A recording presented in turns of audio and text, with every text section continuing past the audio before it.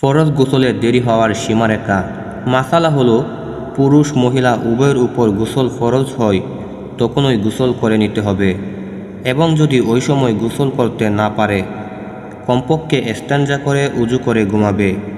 আর যদি এটাও সম্ভব না হয় তাহলে কমপক্ষে প্রস্রাব করে কুলি করে হাত মুখ ধৌত করে ঘুমাবে।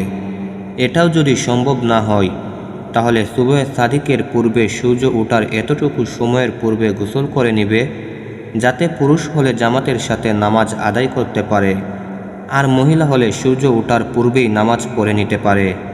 এটা হলো সর্বনিম্ন স্তর।